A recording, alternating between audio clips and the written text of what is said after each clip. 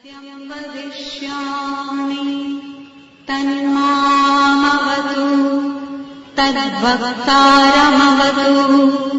अवतु माम् अवतु वक्तारम्। ॐ शान्ति शान्ति शान्तिः। ॐ भद्रं कर्णेभिः शृणुयाम देवाः भद्रं पश्येमाक्षभिर्यजत्राः स्थिरैरङ्गैस्तुष्टुवांसस्तनूभिः व्यशेम देवहितं यदायुः।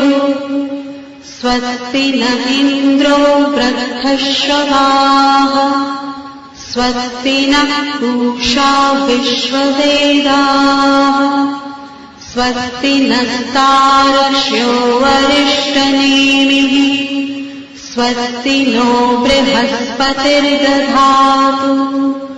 ॐ शान्ति शान्ति शान्तिः। ॐ सहनावतु सहनौ भुनक्तु सह वीर्यं करवावहै तेजस्विनावधीतमस्तु मा विद्विषावहै। ॐ शान्ति शान्ति शान्तिः।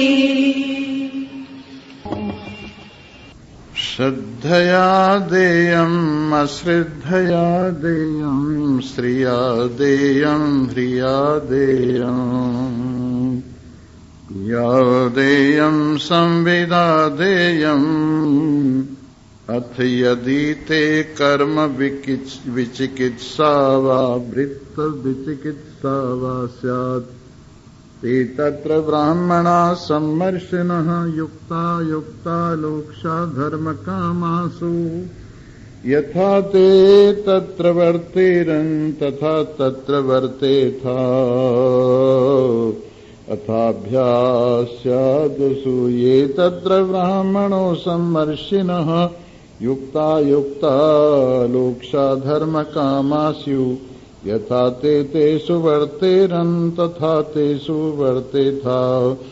एष आदेशः एष उपदेशः एषा वेदोपनिषद् एदानो आमनो एतम् उपासितव्यम् एतच्चैतदुपास्यम्।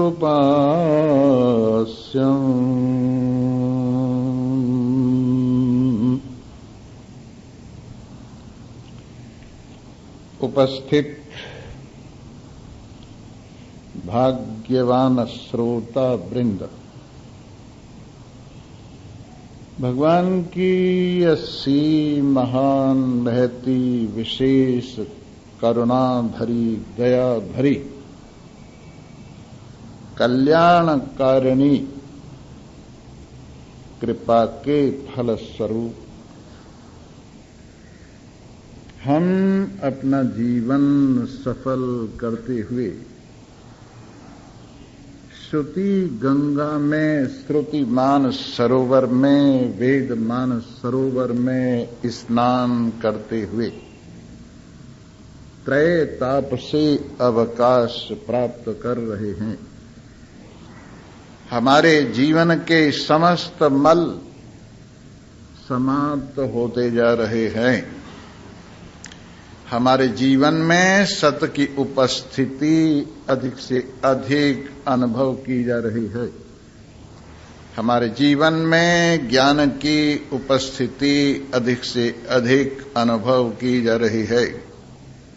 हमारे जीवन में आनंद की उपस्थिति अधिक से अधिक अनुभव की जा रही है। राग द्वेष लाभ हानि जय पराजय यश अपयशात्मक द्वंद्व हमारे जीवन से पलायन करते हुए चले जा रहे हैं। समता की सेज पर नाम रूप के अधिष्ठान सच्चिदानंद के साथ हमारी जो आनंदमयी उपस्थिति, एक रूपता वाली उपस्थिति है, उसका आनंद लेते हुए हम निजानंद में मस्त हुए विषयानंद की लालच से ऊपर उठे जा रहे हैं।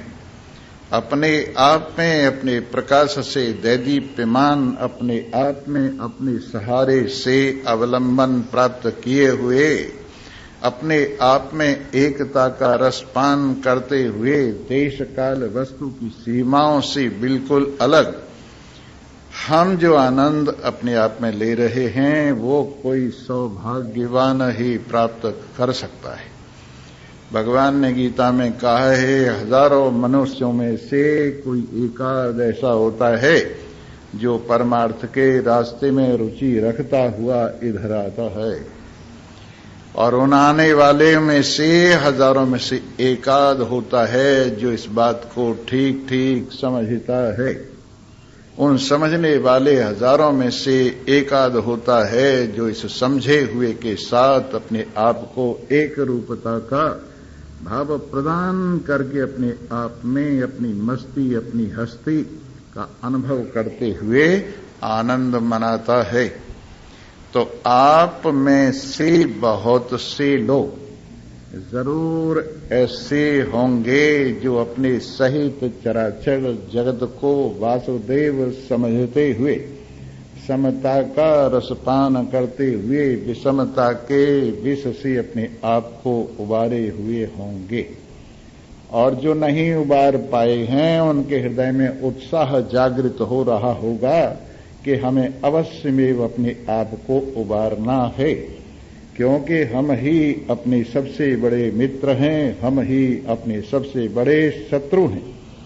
जिस दिन हम अपने आप के साथ सद्व्यवहार करते हैं, जिस दिन हम अपने साथ सद्विचार से संयुक्त होते हैं, जिस दिन हम अपने आप में आत्म विचार से युक्त होते हैं, जिस दिन अपने आप में हम सच्चिदानंदमयी महिमा से मंडित होते हैं, उस वक्त हम अपने सबसे बड़े मित्र हैं।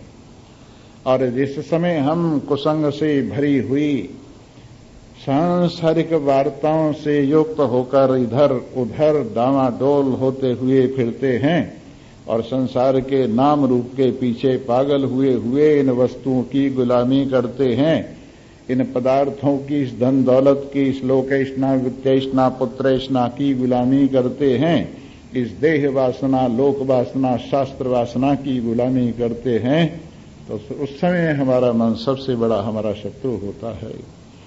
इसलिए इस मन को मित्र बनाकर रखो, इस मन के सामने अच्छे से अच्छा आत्मज्ञान परोसो, इस मन के सामने श्रुति भगवती का अंतिम उपदेश सत्यम ज्ञानम अनंतम ब्रह्म, ये इस मन के सामने रोजाना भोजन परोसो और अपने आप में इस मन को लगाओ। इसकी बहिर्मुखता जो अनेक जन्मों से आपका अहित कर रही है, अंतर्मुखता में परिणत हो जानी चाहिए। अगर आपके मन की अंतर्मुखता इस बहिर्मुखता से बाज आकर अपने आप में आपका दर्पण बनने के लिए तैयार हो गई, तो आपको और कुछ भी नहीं चाहिए। जिसके पाने पर सब कुछ पा लिया जाता है, जिसके जानने पर सब कुछ जान लिया जाता है, जिसके मिलने पर सबसे मिल लिया जाता है और जिससे परिपूर्ण तृप्ति होती है, जिस दिन मन समझेगा उसी भोजन को अपने आप में श्रवण के, मनन के, निधिध्यासन के माध्यम से करता हुआ संतृप्त हो उठेगा और अपने आप में निश्चिंतता आ जाएगी। इस संसार के लिए कोई हेर फेर करने की आवश्यकता मन को भला क्यों होने लगी है। मन तो ऐसी स्थिति में है कि आपूर्यमाण अचल प्रतिष्ठम समुद्रमापः प्रविशन्ति यद्वत् तद्वत् कामायं प्रविशन्ति सर्वे स शांतिमाप्नोति न काम कामी। भगवान ने गीता में बताया है, समुद्र के किनारे आप रहते हैं, समुद्र का दर्शन प्रतिदिन आप करते हैं। देखिए जरा समुद्र को, अपनी महिमा में अपने आप से खेलता हुआ कहीं इधर उधर डामाडोल नहीं होता है। अपनी महिमा से मंडित, अपनी शोभा से सुशोभायमान, अपने अवलंबन से अवलंबित समुद्र आनंद ले रहा है, मस्ती छा रहा है, मस्ती छा रही है इस समुद्र में।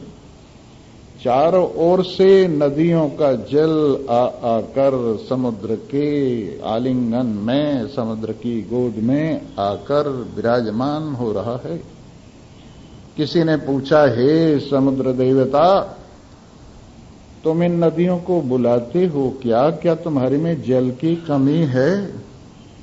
समुद्र ने कहा, नहीं, ऐसी कोई बात नहीं है। ये नदियों से ही पूछो ये क्यों आती है, मैं इनको नहीं बुलाता। जब नदियों से पूछा गया तो नदियों ने कहा, हम अपने लिए समुद्र के आगोश में आकर समाते हैं। समुद्र की असीम महिमा का स्वादन करने के लिए, समुद्र की अनादि अनंत महिमा का स्वादन करने के लिए, अपने आप के न सूखने देने के लिए, अपने आप में अनंततावलोकन करने के लिए, सीमाओं से छुट्टी पाने के लिए, काल से छुट्टी पाने के लिए, क्रम से छुट्टी पाने के लिए, नाम रूप से छुट्टी पाने के लिए हम ही समुद्र के गले आकर मिलती हैं। इसी तरह से ज्ञानवान महान पुरुष अपने आप में विराजमान इस संसार के लिए क्यों हेर फेर करेगा? पता नहीं क्या क्या करते हैं लोग। इस संसार के लिए साधु भी हो जाते हैं, तभी पता नहीं क्या क्या जादू तंत्र टोने मोने करते रहते हैं, और पता नहीं क्या क्या बेचते रहते हैं। वैद्य का काम भी जोड़ देंगे, डॉक्टर का काम भी जोड़ देंगे, ज्योतिषी का काम भी जोड़ देंगे, आगे के लिए लोगों को सुखी करने का भाव भी जोड़ लेंगे, और पता नहीं क्या क्या जोड़कर इन संसार के ग्राहकों को इस संसार के लिए पटाने में लगे रहते। और उनको यही लगा रहता है, कोई ग्राहक हमें छोड़कर जाना नहीं चाहिए, चाहे वो ग्राहक किसी तरह का हो, चाहे बीमारी का ग्राहक है, चाहे ज्योतिष का ग्राहक है, चाहे वो किसी भी तरह का ग्राहक है, हर एक ग्राहक को पटा के रखना चाहिए। अरे क्या इनको रिझा रहा है? क्या इनके रिझाने से मिलेगा? क्या बेच रहा है तू? ये तरह तरह की दवा दारू, ये तरह तरह के इधर उधर के सामान, ये तरह तरह का जो तू कुछ बेच रहा है, इसका मूल्य क्या है? अरे तेरे अपने आप में तृप्ति नहीं है क्या? तेरे अपने आप में संतुष्टि नहीं है क्या? इन 4-6 आदमियों को रिझा करके क्या मिल जाएगा? इनसे जय जयकार कराकर क्या मिल जाएगा? और किस लिए अपने आप को इस संसार के सामने खोलता फिर रहा है कि मैं लिए लिए फिरा हूं गमे जिंदगी का लाशा, मैं लिए लिए फिरा हूं गमे जिंदगी का लाशा, कभी इनकी महफिलों में, कभी इनकी अंजुमन में। ये जिंदगी नहीं है। जिंदगी की लाश ढोई जा रही है, जिसके अंदर तृष्णा की बदबू उठी हुई है, आकांक्षाओं की बदबू उठी हुई है।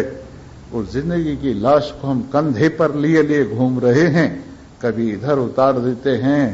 अरे देवी देवताओं, मेरी इस नंगी जिंदगी की लाश के ऊपर पदार्थों का कफन डालो।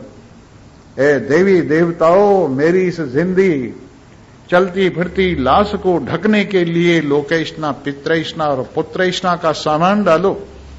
तो ये कोई जिंदगी है क्या कि हम इस जिंदगी को ढोते हुए, बोझ मरते हुए जहां तहां दीन बनते फिरते हैं, और लोगों के सामने अपने आप को व्यर्थ ही अपने आप में से खारिज करके बहते फिरते। तो मैं लिए लिए फिरा हूं गमे जिंदगी का लाशा, कभी इनकी महफिलों में, कभी उनकी महफिलों में। कभी इधर बाजार लगा दिया, कभी उधर बाजार लगा दिया, कभी इधर महफिल लगा दी, कभी उधर महफिल लगा दी। इस महफिल का मतलब क्या है कि बस यही संसार के लोगों को रिझा लिया जाए, संसार से कुछ प्राप्त कर लिया जाए। बेचारे ये अधूरे तेरे को क्या पूरा कर दें। ये तेरे पास पूरा होने के लिए आए, ये तेरे पास दुख से छुट्टी पाने के लिए आए हैं और उसका उपाय ज्ञान के अतिरिक्त और कोई नहीं है। इसलिए महान पुरुषों की हाट से केवल ये ज्ञान का ही सौदा बिकता है। और एक कहावत है, और तो खोली हट्टियां, और तो खोली हट्टियां पर संतों ने खोली हट, ना ये डंडी मारदा ना ये देंदा घट। और उन्हें तो दुकानें खोली हुई हैं, पर महान पुरुषों ने बाजार खोल रखा है। और इसमें न ये डंडी मारता, न तो डंडी मारता है, तोलते हुए गड़बड़ कर देते, इधर उधर कर देते, और न ये कम देता है। ऐसे महान पुरुषों की हाट, चल सतगुरु की हाट सौदा सस्ता है, चल सतगुरु की हाट सौदा सस्ता है। आइए इस हाट पर आइए, जहां पर आनंद का, अपनी आजादी का, अपनी स्वरूप स्थिति का, अपने आप में अपने अवलंबन का, अपनी सिर से बोझ उतरने का, अपनी सिर से कर्तव्य का भार इधर उधर गिरने का जो आजादी का सौदा मिलता है, उसको संभालिए, उसको लीजिए। क्या गुलामी की जंजीरें पहनते फिरते हो? क्या इधर उधर इस जिंदगी को बखेरते फिरते हो? इसलिए हमें चाहिए हम इस ज्ञान को प्राप्त करके, आत्मज्ञान को, सर्वव्यापकत्व के ज्ञान को, अजर अमर अविनाशी मैं हूं इस ज्ञान को, न मैं मरता हूं न जीता हूं इस ज्ञान को, न मैं बंधता हूं न खुलता हूं इस ज्ञान को, न मुझ में राग है न द्वेष है इस ज्ञान को, न मुझ में लाभ है न मुझ में हानि है इस ज्ञान को, न मेरा कोई अपना है न कोई पराया है इस ज्ञान को, न कहीं मुझ में राग है न कहीं मुझ में द्वेष है इस ज्ञान को। अपनी इस निर्विकारता का रस पान करते हुए जिंदगी जिए, जीवन भरी हुई जिंदगी जिए। ये संसार तो, ये प्रकृति तो तुम्हारी गुलाम है। और एक दोहा जो हम कहा करते हैं, संतों के दरबार में माया सदा हजूर, जैसे गारा राज को भर भर दे मजूर। ये चुनने वाले जो होते हैं, मकान बनाते हैं, आप यहां उनको कड़िया बोलते हैं। वो जो कड़िया होता है, राज होता है, जो दीवार चुनता है, उसके दरबार में जो मजदूर होते हैं, जब उनको जरूरत होती है उससे पहले ही गारा ले आते, मसाला ले आते। जब उनको जरूरत होती है उससे पहले ही ईंट पकड़ा देते हैं। इसलिए संतों के दरबार में माया सदा हजूर, जैसे गारा राज को भर भर दे मजूर। सारी प्रकृति तेरी सेवा कर रही है। सूर्य तेरे ही आंगन में प्रकाश फेंकने के लिए सुबह सुबह आ विराजमान हुआ है। तेरे ही आंगन में झाड़ू लगाने के लिए वायु निरंतर सेवारत है। तेरे ही इस जीवन को ऊर्जा से भरने के लिए अग्नि देवता तेरी ही सेवा में उपस्थित है। और ये वरुण देवता ऊपर से और नीचे से जल की बरसात करता हुआ तेरे ही ऊपर अर्घ्य चढ़ा रहा है। और ये पृथ्वी तेरे ही चरणों की चौकी बनी हुई तेरी महिमा को तुझे बता रही है। सातों सागर चरण पखारे, नदी चढ़ावे नीर, झाड़ू सूरज जैसा दीपक जलता, झाड़ू देत समीर। किसको नमन करूं मैं भैया, किसको नमन करूं। सातों सागर चरण पखारे, गंग चढ़ावे नदी चढ़ावे नीर। सूरज जैसा दीपक जलता, झाड़ू देत समीर। किसको नमन करूं मैं भैया, किसको नमन करूं। ऐसे ही मर्दाना ज्ञान, जनाना ज्ञान में सहारा चाहिए, जनाने ज्ञान में अवलंबन चाहिए। जनाने ज्ञान को किसी का हाथ पकड़ने की जरूरत होती है, लेकिन ये मर्दाना ज्ञान अपने सहारे पर आप टिका हुआ है। सत को भला किसके सहारे की जरूरत है? सत अगर सहारा ढूंढेगा तो दुनिया का सहारा सत कहां जाएगा? अगर ये ज्ञान रोशनी ढूंढेगा तो ज्ञान का मतलब क्या है? अगर ये आनंद ढूंढेगा तो आनंद का मतलब क्या है? सत किसी सत को अपने से अलग नहीं ढूंढता है सहारे के लिए। ज्ञान अपने से अलग किसी और ज्ञान को नहीं ढूंढता है रोशनी के लिए। आनंद अपने आप से अलग और कोई विषय को तलाश नहीं करता है अपने आनंद के लिए, क्योंकि वो जानता है मैं पूर्ण हूं और बाकी सब तो मेरी छाया मात्र है। खुदा ही कहता है जिसको आलम वो भी है ख्याल मेरा, बदलना सूरत हजार ढब से हर एक पल में कमाल मेरा। मैं ही हूं सूरज, मैं ही हूं जर्रा, मैं ही हूं दरिया, मैं ही हूं कतरा। सब कुछ दुनिया में ये सब मेरा ही जहूरा है, नहीं तो सब घास कूड़ा है। इस प्रकार से जब इस शरीर की कब्र से ऊपर उठकर झांकता है, जब स्त्री पने की पुरुष पने की कब्र से ऊपर उठकर झांकता है, जब वर्ण आश्रम जाति पंथ संप्रदाय की कब्र से ऊपर उठकर झांकता है, जब संसार के बनाए हुए संबंधों से ऊपर उठ के झांकता है, तो अपनी महिमा का अवलोकन करता है कि सचमुच मैं ही मैं हूं, यहां पर गैर का कोई काम नहीं। जात मुतलक में मेरे रूप नहीं, नाम नहीं। पर जिन्होंने ये आजादी के तराने नहीं सुने, जिन्होंने ये नैष्कर्म के तराने नहीं सुने, जिन्होंने अपने आप में निश्चिंतता के तराने नहीं सुने, जो अपना अवलंबन अपने आप होकर कभी देखे ही नहीं हैं, वही संसार के दिखावे में लगे हुए हैं। ये कर वो कर, इधर जा उधर जा, कहां जाता फिर रहा है? हे सारी दुनिया के अवलंबन, हे सारी दुनिया के सहारे, सारी दुनिया को घुमाने वाले, अचलो यम सनातन, तू अचल है, सनातन है। अपने आप को व्यर्थ क्यों दीन और दरिद्रता के चक्र में फंसाए हुए इधर उधर अपनी महिमा का मजाक उड़वाता फिरता है। इस प्रकार ये वेदांत आपको पूरी फुल आजादी देता है और कहता है ब्रह्मणो आनंदम ब्रह्मणो विद्वान न विभेति कदाचन कुतश्चन। इस ब्रह्म के अपने स्वरूप के आनंद को जानकर कहीं भी और किसी से भी भयभीत होने की डर की स्थिति समाप्त हो जाती है। आइए आज बहुत बढ़िया बात बताते हैं। और तुलसी कर पर कर करो, कर तर कर न करो, जा दिन कर तर कर करो, ता दिन मरण करो। जाग कर सुनो और इस दोहे को जरा गौर से सुनो। तुलसी कर पर कर करो, हाथ के ऊपर हाथ करो। तुलसी कर पर कर करो, कर तर कर न करो, हाथ के नीचे हाथ मत लाओ। हे गृहस्थियों, अगर तुम मांगने की इच्छा वाले हो तो मांगने वाले कहां जाएंगे?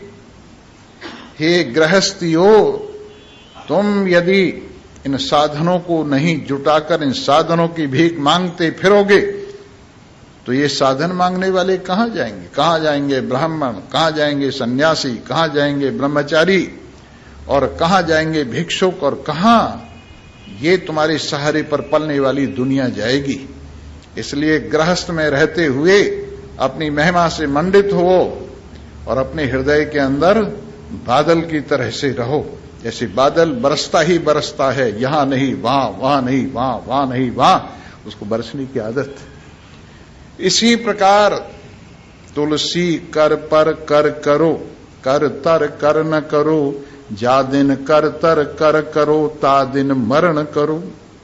जिस दिन हाथ के नीचे हाथ आ गया समझो कि मर गए। इसलिए गृहस्थ में रहते रहते अपने आप को अपनी शान से संयुक्त होकर जियो और ऐसी आदत बनाओ कि देने का स्वभाव बनाओ। और एक बात और बताता हूं आपको, जिस कुएं में से पानी निकलता नहीं है उस कुएं का पानी सड़ जाता है और वो पानी सूख जाता है, कुआं सूख जाता है। जिस कुएं में से पानी निकलता नहीं है उस कुएं का पानी धीरे धीरे सड़ जाता है और सूख जाता है। वैसे ही जिस गृहस्थ में से ये दान पुण्य होता नहीं है, धीरे धीरे वो गृहस्थ सड़ जाता है और सूख जाता है। इसलिए इस गृहस्थ में अपने आप को देने की आदत डालो। ये वेद के वाक्य में अपने लिए मांगने के लिए नहीं कह रहा हूं कि भाई स्वामी जी ने तो ये कहा है कि ये चादर बिछी हुई है, श्रद्धा से भी दो, अश्रद्धा से भी दो, मुझे ही दे के जाओ, ऐसा कुछ नहीं। जहां आपकी मर्जी हो, दिया जाता है अपनी श्रद्धा से, दिया जाता है अपने प्रेम से, दिया जाता है अपने लिए, दूसरों के लिए कोई नहीं देता। हम उसी को देते हैं जिसमें हमारा विश्वास होता है, तो अपने लिए देते हैं। हम पूजा करते हैं जिसमें हमारा इष्ट देव होता है, उसकी पूजा करते हैं, माने अपनी पूजा करते हैं। तो जो कुछ भी हम करते हैं अपने लिए करते हैं, ये देना भी अपने लिए है। आप जमीन में जो अनाज फेंक रहे हैं वो जमीन के लिए नहीं है, उससे कई गुना अनाज आपके पास वापस आता है, इस विश्वास पर आप अनाज फेंक रहे हैं जमीन के अंदर। उसी प्रकार से देना भी कोई इसलिए नहीं है कि आप दे रहे हैं, ये मैं नहीं कह रहा। जहां आपको लगे देने की जगह दो, जरूर दो। और कैसे दो? श्रद्धया देयम, अश्रद्धया देयम, श्रद्धा से भी दे, देने की आदत डाल। और तू देने लगेगा ना। एक बार ऐसा हुआ, एक गरीब आदमी था, उस गरीब आदमी के पास में नारद जी पहुंचे। और नारद जी जब पहुंचे तो उसने, संतों का सेवक भी था, गरीब था तो क्या था, मन से संतों की सेवा करता था, भोजन बना के खिलाया। तो आजकल तो चना महंगा हो गया है, समय समय की बात है, कभी गेहूं महंगा होता और कभी चना महंगा होता। उन दिनों चना बहुत सस्ता था और गरीब आदमियों का भोजन माना जाता था। तो चने की रोटी बना के खिलाई। अब उनको सटकना बड़ा मुश्किल है, चने की रोटी तुम बना के देखना, खानी बड़ी मुश्किल होती है। उनको दूध से या पानी के साथ, पकौड़े तो बढ़िया बन जाते हैं चने की, और बहुत सी चीजें बढ़िया बन जाती हैं, रोटी बड़ी मुश्किल होती। अब चने की रोटी दे दी। नारद जी एक वक्त दूसरे वक्त कहने लगे, क्यों भाई एक बात बता, तेरे हिस्से में चने ही आए हैं क्या? कहने लगे, हाँ जी मेरे हिस्से में चने ही है, मैं भी यही खाता हूं और जो आता उसको यही खिलाता। अच्छा, तो हम भगवान के यहां जाएंगे, विचार करेंगे। बोले ठीक है, भगवान के यहां जाना और भगवान से पूछ के आना, चने के सिवाय मेरे भाग्य में और भी कुछ लिखा है क्या?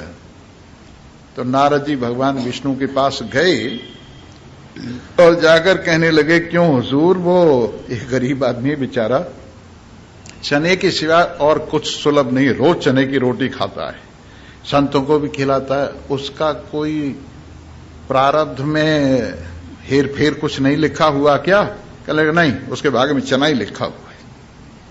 नारद जी ने कहा, अब क्या किया जाए, जब भगवान ही कहते हैं कि इसके भाग में चना है और कुछ नहीं है। चुप हो गए और जा कहने लगे, भाई भगत जी तेरे भाग में तो चना ही लिखा है।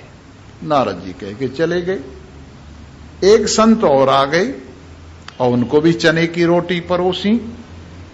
तो उनको कहा, उन्होंने कहा, क्यों भाई भगत जी चना ही खाता है? कि चना ही खाता हूं।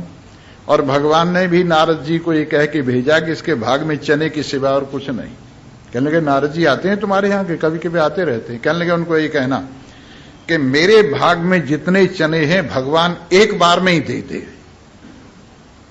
ठीक है, नारद जी आए और नारद जी को उन्होंने कहा कि जी ऐसा, वो चने जो हैं मेरे वाले सारे के सारे मुझे एक साथ ही दे दो। और उन्होंने कहा ठीक है भाई, हमें क्या ऐतराज है। एक साथ ही चने दे दिए। और उन्होंने क्या किया, चनों को बेच के दुनिया भर का सामान खरीदा और संतों को भोजन करा दिया, भंडारा कर दिया। फिर दूसरे दिन सामान उतना ही आ गया, फिर भंडारा कर दिया। नारद जी पहुंच गए और कहने लगे, यार मौज हो रही है तेरी, तुम चनों का क्या हुआ? कि एक संत ने विधि बताई थी कि इसे इस तरह से करना और चनों को बेच के साधुओं को खिला देना। कहने लगे, यार कमाल की बात है। विष्णु भगवान के यहां गए, जा कहने लगे, तेरा नाश हो जाए, वो तो मौज कर रहा है। कि भाई मैं क्या करूं, किसी संत ने रेख पे मेख लगा दी। तो इस तरह से ये देने की बात है। अगर देने का स्वभाव हो तो आपको कोई कमी नहीं है। लेकिन आदमी यूं सोचे कि अगर मैंने दे दिया तो खाऊंगा क्या? बहुत से लोग ये सोचते हैं, यदि दे दिया तो खाऊंगा क्या? और कई ये सोचते हैं, यदि खा लिया तो देऊंगा क्या? दोनों में कितना अंतर है। एक आदमी सोचता है अगर मैंने दे दिया तो खाऊंगा क्या, और दूसरा कहता है कि मैंने खा लिया तो दूंगा क्या? तो कहते हैं देने की आदत डाल, ये देने की आदत तेरे लिए सुखकारी होगी। और श्रद्धया देयम, श्रद्धा से दे, अश्रद्धया देयम, अश्रद्धा से भी दे, श्रिया देयम, लज्जा से भी दे, ह्रिया देयम, श्री से शोभा से भी दे, लज्जा से भी दे, और प्रिया देयम, भिया देयम, डर से भी दे, भिया माने डर से भी दे, संविदा देयम, जान पूछ करके भी दे। ये तो देने की बात रही। अब रहने की बात बताते हैं। यदि ते कर्म विचिकित्सा वा वृत्त विचिकित्सा वा स्यात्, यदि तुझे कुछ संशय हो कि मुझे क्या करना चाहिए, और ये संशय हो कि मुझे अपने जीवन के लिए कैसे अपनी रोजी कमानी चाहिए, जिसको वृत्ति कहते हैं, यानी वृत्त विचिकित्सा हो, रोजी के मामले में संशय हो, या फिर किसी कर्म के मामले में संशय हो, तो फिर क्या किया कर? जो ब्राह्मण अच्छे विचारवान समझदार पढ़े लिखे महान पुरुष हैं, समर्षिणः, जो विचार करने की जगह हैं, जिनसे पूछा जा सकता है, उनके पास जाओ। युक्ता आयुक्ता अलोक्षो धर्म कामास्यु, वो कैसे हैं? तो उनके साथ में जुड़, वो अपने आप आएंगे तो उनके साथ चारों ओर से जुड़ता हुआ, जो निष्पक्ष हैं, जो सबका कल्याण चाहते हैं, जो सबके भली में विराजमान हैं, वो धर्म की कामना वाले हुआ करते हैं। उनसे धर्म की सीख सीख, और जैसे वो बरतते हैं तो भी वैसे ही बरत। जिस तरह से वो रहते हैं, सीखने में क्या है? अगर सीखना हो तो महान पुरुषों से सीख लो। ईसा मसीह के चेलों ने कहा, हुजूर हम आपकी तरह होना चाहते हैं। कहने लगे, मेरी तरह होना चाहते हो तो मेरे जैसा विचारो। अगर तुम मेरे जैसा होना चाहते हो तो मेरी तरह से विचारो, मेरी तरह से बोलो, मेरी तरह से करो, तुम मेरे जैसे हो जाओगे। तो वैसे ही महान पुरुषों की तरह से आप भी होना चाहते हैं, उनकी तरह से सोचो, उनकी तरह से बोलो, उनकी तरह से करो, वैसे ही तुम भी हो जाओगे।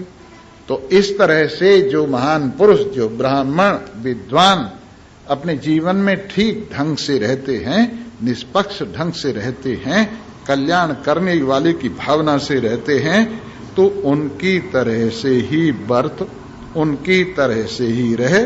यथा ते तत्र वर्तेरन तथा तत्र वर्ते था, वो लोग जैसे बरतते हैं वैसे तू भी बरत, और साथ साथ में जैसा वो विचार कर उनसे, ब्राह्मणों से, विचारशीलों से, जो युक्त हैं, आयुक्त हैं, अलूक्ष हैं, धर्म की कामना वाले हैं, वो जैसे रहते हैं वैसे तू भी रहे। एष आदेश। आज ये उपनिषद की वल्ली पूरी होने जा रही है। ये रहने का तरीका इसमें बताया है, हाउ टू लिव, कैसे रहना चाहिए। इसके अंदर एक बात पर बहुत जोर दिया है, सुशिक्षित होना चाहिए। सुशिक्षित होना चाहिए। सुशिक्षा के बिना जीवन बेकार है। हमें आचार्य के पास उनके समीप बैठ करके उनके चरित्र को और उनकी दी गई शिक्षा को अपने जीवन में ढालना चाहिए। गृहस्थ होने से पहले, जैसे स्वामी रामकृष्ण परमहंस ने एक ब्रह्मचारी से पूछा, भाई क्या हाल चाल है, गृहस्थ होना चाहते हो? कि हाँ जी होना चाहता हूं, बाकी तैरना सीख रहा हूं। कूदने से पहले नदी में अगर मुझे तैरना आ गया तब तो मैं छलांग मारूंगा, और अगर तैरना नहीं आया तो छलांग नहीं मारूंगा। तो वैसे ही वेद भी कहता है, पहले तैरना सीख ले, पहले तैरना सीख ले। उसके लिए सबसे बड़ी बात तो है तेरा मन बलिष्ठ होना चाहिए, फिर तेरा तन बलिष्ठ होना चाहिए, फिर तेरी बुद्धि बलिष्ठ होनी चाहिए, फिर तेरा निष्ठा निश्चय बलिष्ठ होना चाहिए। और अगर ये सब बलिष्ठ हो गए तो मार छलांग, फिर आराम से छलांग लगा, कोई बात नहीं है। इसलिए गृहस्थ में जाने से पहले जो तैयारी होनी चाहिए वो इस शिक्षा बल्ली में आपके सामने रखी है कि गृहस्थ में जाने से पहले आपको कैसे सुशिक्षित होना चाहिए, कैसे सुदीक्षित होना चाहिए, किस तरह से क्या सीखना चाहिए, क्या करना चाहिए, क्या विचारना चाहिए। ये चीजें बहुत जरूरी हैं, ये चीजें बहुत जरूरी हैं। और आप जानते हैं बिना विचारे जो करे। अब ये कोई गृहस्थ थोड़ा ही है, ये कोई गृहस्थ है क्या? यूं ही पशु और पक्षियों की तरह से शादी हो गई, पशु और पक्षियों की तरह से बाल बच्चे हो गए, पशु पक्षियों की तरह से जीवन बीत गया, न अपना भला कुछ हुआ न दूसरे का भला कुछ हुआ। अरे उस उदार की कथा सरस्वती बखानती, उस उदार से धरा कृतार्थ भाव मानती, उस उदार की सदा सजीव कीर्ति कूजती, उस उदार को सदा समस्त सृष्टि पूजती। असीम भाव उस उदार ने असीम भाव जो कि इस सारे विश्व में भरे है। मनुष्य वो ही जो मनुष्य के लिए मरे। क्षुधार्थ रंत देव ने दिया करस्त थाल भी। गृहस्थ में रहते रहते राजा रंत देव, उनके प्रजा में, उनके राज्य में अकाल पड़ गया और इसके बाद में प्रजा भूखों मरने लगी। उन्होंने मंत्रियों से पूछा क्या बात है, हमारे इस राज्य में से, शहर में से कहीं से धुआं नजर नहीं आता। कहने लगे जी भोजन ही नहीं बनता है, धुआं कहां से नजर आवे। कहने लगे अच्छा ऐसी बात है, अकाल पड़ गया है हुजूर। अच्छा हमारे यहां कितना अन्न है भंडार में? बहुत, बांट दो सब प्रजा। राजा ने भोजन नहीं किया। 40 दिन तक भोजन की व्यवस्था नहीं हुई रंत देव के यहां। 40 दिन कहीं से भोजन मिला तो एक सज्जन, एक ब्राह्मण आए और आकर कहने लगे मैं बहुत भूखा हूं, मुझे 50 दिन हो गए मैंने भोजन नहीं किया है। कहने लगे ठीक है लो, भोजन उनको करा दिया। इतने में एक और आगे कुत्ते उत्ते साथ में लिए हुए, कहने लगे मैं और मेरे कुत्ते बहुत दिनों से भूखे हैं, 2 महीने हो रहे हैं। रहा सहा अन्न उनको दे दिया। एक और सज्जन आ गए, कहने लगे मैं भी बड़ा भूखा हूं, पानी उनको दे दिया और 40वें दिन भी खाने की छुट्टी हो गई। तो वो कौन थे? ब्रह्मा विष्णु महेश ही थे। ब्रह्मा विष्णु महेश उस रंत देव की तारीफ सुनकर आए थे कि किस तरह से वो अपनी प्रजा का ध्यान रखता है, और सचमुच राजा को आशीर्वाद देकर चले। गृहस्थ में रहते रहते आतिथ्य सत्कार से युक्त एक महान पुरुष होते हैं, उनका नाम मयूरध्वज हुआ है। मध्य प्रदेश में मोरध्वज नगरी एक जगह है, वो हमने देखी है। वो भी बहुत अच्छा पुराने जमाने का शहर है, चारों तरफ तालाब हैं, एक पहाड़ी पर मंदिर है बहुत बड़ा और छोटे मोटे मंदिर, बहुत अच्छा पुराने जमाने का शहर है। अब तो छोटी सी बस्ती है वो, हमने देखी वहां मयूरध्वज रहा करते थे। भगवान श्री कृष्ण कहने लगे अर्जुन मेरे भक्त जो हैं कोई ऐसी चीज नहीं जो दे न सके। कहने लगे मेरे से भी बड़ा कोई भक्त है क्या? कहने लगे तू भी मेरा भक्त है, पर भक्तों का मुकाबला नहीं करना चाहिए। कौन भक्त क्या कर सकता है उसका मुकाबला नहीं होना चाहिए। कि नहीं मेरे जैसा कोई हो ही नहीं सकता। कहने लगे अच्छा चलो, दोनों साधु का वेश बनाकर अपने साथ में एक शेर लेकर के महाराज मयूरध्वज के यहां पहुंचे। मयूरध्वज ने स्वागत सत्कार किया। महात्मा आए हैं और उनको स्वागत सत्कार करने के बाद उनको बिठाया। कहने लगे हुजूर भोजन आप मेरे यहां करेंगे? बोले क्यों नहीं करेंगे, पर हमारे साथ ये बला जो है ना शेर, जब तक इसे भोजन नहीं मिल जाता तब तक हम भोजन नहीं करते। अच्छा इसके लिए भी इंतजाम करेंगे, लेकिन वो इंतजाम ऐसा नहीं है, ये खिलाने वाले का मांस खाता है। जो इसका सत्कार करता है उसका मांस खाता है, अड़ोस पड़ोस से इधर उधर से कहीं भी से मांस लाकर खाने वाला नहीं। अब तो एक लड़का, दोनों मियां बीवी सोचने लगे क्या किया जाए। आखिर को लड़के ने ये कहा कि मुझे आप पेश कीजिए शेर के लिए, और बच्चे तो आपके और भी हो जाएंगे, लेकिन यदि मैं काम आ गया ना, बहुत बार पता नहीं किस किस के लिए शरीर छूटता फिरा है, और अब की बार यदि मैं अपने मां बाप के काम आ गया तो इसे बढ़कर और कोई बात नहीं। तो उन्होंने कहा, विचार अच्छी तरह से करने के बाद जी आपके शेर के भोजन का इंतजाम हो गया है। बोले ठीक है,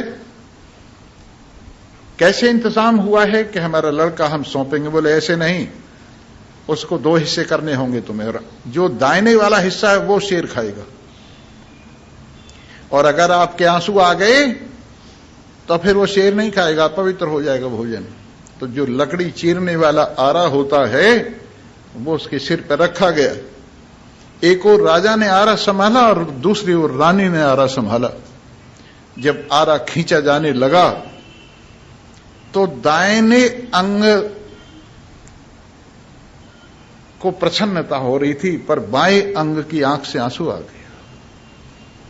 कृष्ण भगवान कहने लगे, ये क्या चक्कर है? कहने लगे, हुजूर चक्कर वक्कर कुछ नहीं है, ये बायां अंग ये सोच रहा है कि मैं तो काम आऊंगा नहीं, देखो दाहिना अंग तो काम आ गया, इस वजह से आंसू आ गए।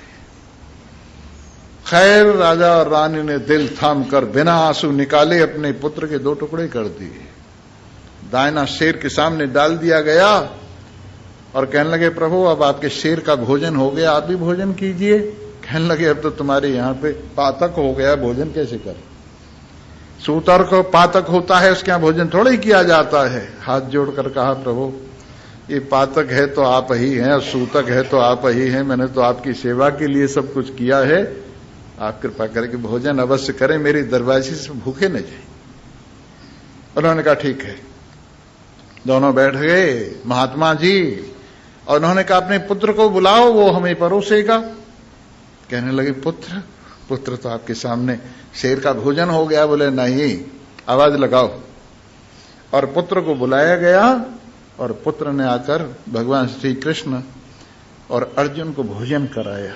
जब भोजन हो चुका तो उन्होंने कहा, वरदान मांगो। कि वरदान यही है, मेरी जैसी परीक्षा और किसी की मत लेना। जो परीक्षा आपने मेरी ली है वैसी परीक्षा किसी और की मत लेना। ये गृहस्थियों की बात है। देखिए, आपने सुना है उसी नरेश, काशी नरेश, वो शरणागत वत्सलता उनकी बड़ी प्रसिद्ध थी। जो शरण में आ जाता था उसका संरक्षण किया करते। हुआ ये, उनकी परीक्षा लेने के लिए इंद्र ने अग्नि को कबूतर बनाया और अपने आप बाज बनकर के चले। बाज ने जैसे ही कबूतर पर हमला किया, कबूतर एकदम गिरता हुआ, भयभीत होता हुआ महाराज जी की गोद में गिर पड़ा। हाथ फेरा उसके ऊपर देखा, वो भी मुंडेर पर बैठ गया, दरवाजे उसके ऊपर, दीवार की मुंडेर पर, और मानवीय भाषा में कहा, राजन क्या संभाल रहे हो? ये मेरा भोजन है, ये जो तुम संभाल रहे हो ये मेरा भोजन है, इसके बिना मैं समाप्त हो जाऊंगा। अब इसकी रक्षा करना चाहते हो कि मेरी भी रक्षा का विचार करो? तो बोले हाँ, दोनों की रक्षा होनी चाहिए। कहने लगे ठीक है। कहने लगे, मैं इसके बदले में मांस दूंगा तुम्हें, जितना इसके शरीर में मांस है उतना मांस मैं तुम्हें दूंगा। कहने लगे ठीक है। तराजू मंगाई गई और आंगन में तराजू टांग दी गई और एक और कबूतर बिठा दिया गया। राजा ने कहा, किसी और का मांस चढ़ाने का तो कोई तात्पर्य नहीं है, मुझे अपने शरीर का ही मांस चढ़ाना है। और मांस उतार उतार कर जांघों पे से, हाथों पे से जब रखने लगे, लेकिन माया का कबूतर था, उसकी बराबर मांस नहीं हुआ तो तलवार उठाकर अपना सिर काटने लगे। कहने लगे, बस राजन तुम पास हो गए, तुम्हारी जैसी शरणागत वत्सलता कहीं भी देखने को नहीं मिलेगी। तो हमारे यहां ऐसे दृष्टांत हैं, सनातन धर्म है, और सनातन धर्म अनादिकाल से हर मामले में एक मिसाल बना हुआ है। भगवान श्री राम को देखिए, भगवान श्री राम जैसा पुत्र संसार में कौन होगा? भगवान श्री राम जैसा भाई संसार में कौन होगा? भगवान श्री राम जैसा मित्र संसार में कौन होगा? भगवान श्री राम जैसा बेटा संसार में कौन होगा? भगवान श्री राम जैसा पति संसार में कौन होगा? भगवान श्री राम जैसा राजा संसार में कौन होगा? भगवान श्री राम जैसा शरणागत वत्सल संसार में कौन होगा? इसी तरह से हमारे यहां कितनी मिसालें हैं सनातन धर्म में, और कब से ये धर्म अनेक महान पुरुषों को उत्पन्न करता रहा है और बताता रहा है कि गृहस्थ भी अपनी जगह पर कोई कम नहीं है। गृहस्थ में भी व्यक्ति कितनी उन्नति कर सकता है कि वो धरती पर निराकार को साकार रूप से प्रकट कर सकता है। वो सारे संसार में रहने वाली शक्ति को एक जगह पर एकत्रित करके रख सकता है। वेद के उपदेश का बल है। और बल्कि मैं तो यह कहा करता हूं, ये गृहस्थी जो होते हैं वो इंजीनियर होते हैं, और महान पुरुष जो होते हैं वो साइंटिस्ट होते हैं। साइंटिस्ट छोटे छोटे मॉडल तैयार करते हैं, और जो बड़े बड़े इंजीनियर हैं उनको बड़ा रूप देते हैं। उसी तरह से मॉडल तैयार होते हैं महात्माओं की लेबोरेटरी में, और उनका परीक्षण वो काम में लाए जाते हैं गृहस्थियों के इंजीनियरों की फैक्ट्री में। ये महात्मा जो हैं ये साइंटिस्ट हैं, और बाकी गृहस्थी इंजीनियर हैं। इन दोनों का संबंध रहना चाहिए, रिसर्च होती रहनी चाहिए, और रिसर्चों का जीवन में उपयोग भी होना चाहिए। केवल इंजीनियरों से काम नहीं चलेगा, केवल साइंटिस्टों से काम नहीं चलेगा। अपनी जगह पर साइंटिस्ट भी होने चाहिए जो मॉडल तैयार करें, और गृहस्थी भी होना चाहिए जो उनको विशाल रूप देवें। इस तरह से ये दोनों का संबंध बना रहे तो सनातन धर्म आज भी कोई किसी बात की कमी नहीं है। धर्म की रक्षा स्वयं करता है, धर्म हमारी रक्षा करता है। हम धर्म की रक्षा क्या करेंगे? धर्म स्वयं भी इतनी प्रबल वस्तु है कि वो यदि हम उसकी शरण में जाते हैं हमारी रक्षा करता है और भगवान तक हमें मिला देता है। इस प्रकार ये बल्ली, शिक्षा बल्ली हमें बताती है कि हमें कैसे रहना चाहिए। सुशिक्षित होना चाहिए।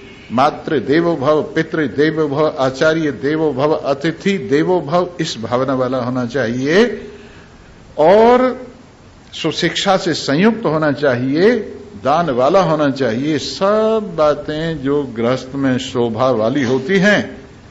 और साथ में ये भी कहा है कि गृहस्थी को प्रवचन और स्वाध्याय का भी परित्याग नहीं करना चाहिए।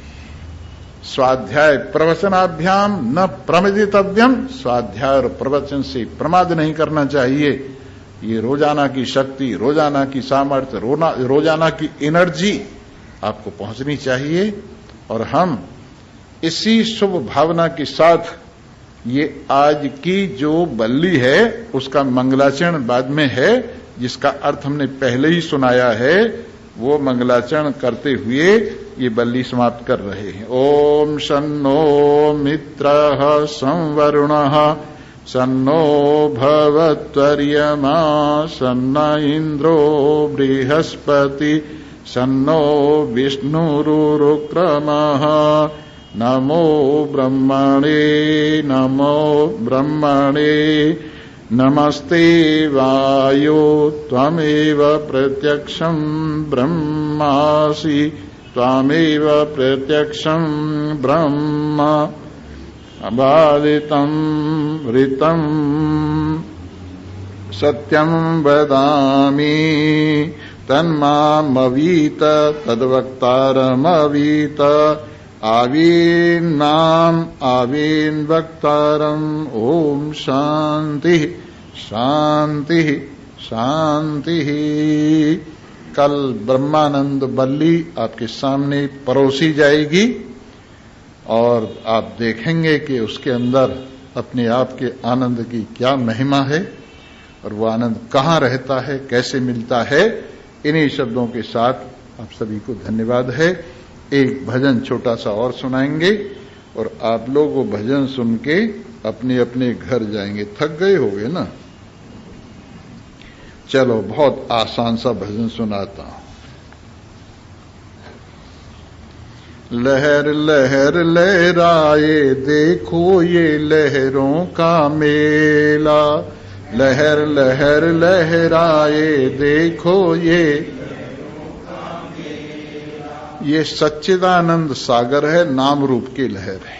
सच्चिदानंद सागर है और नाम रूप की लहर है। लहर लहर लहराए देखो ये लहरों का मेला, लहर लहर लहराए देखो।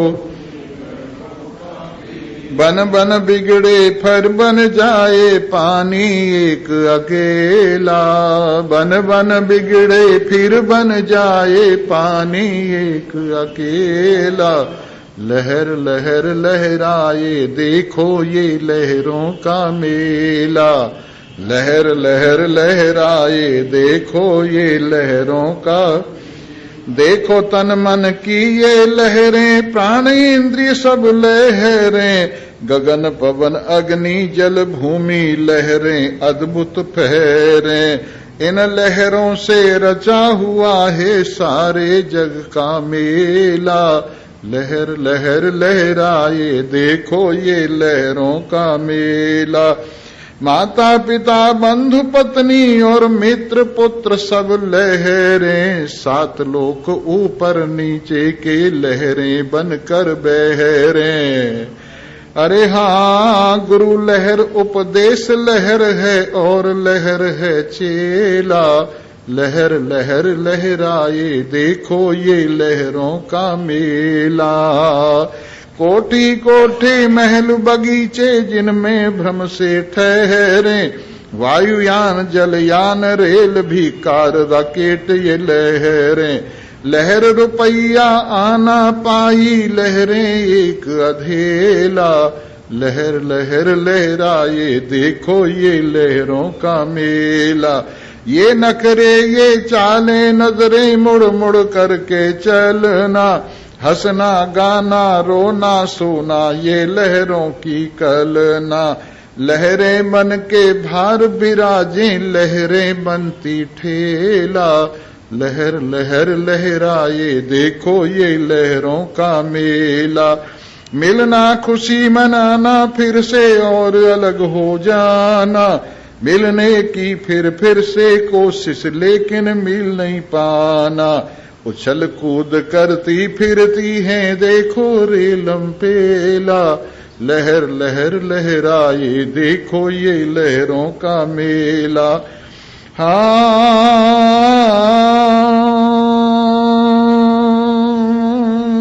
बनकर लहर बहर ही नाचे कहता मुझे मिलाओ, समझ नीर तू लहर बहर नहीं बंधे न बांधे जाओ। खेल समझ कर चैन मनाओ ये आनंद की बेला, लहर लहर लहराए देखो ये लहरों का मेला, लहर लहर लहराए देखो ये लहरों का मेला।